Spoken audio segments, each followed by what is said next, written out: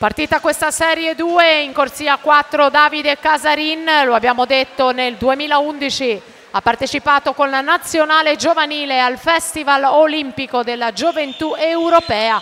Lui che nello stesso anno 2011 è stato campione italiano giovanile dei 400-1500 stile libero.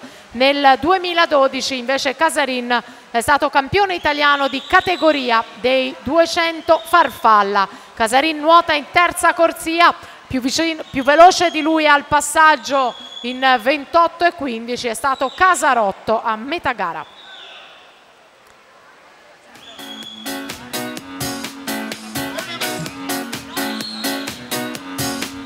Finale di gara con Casarin che rientra, andiamo a vedere il touch per lui.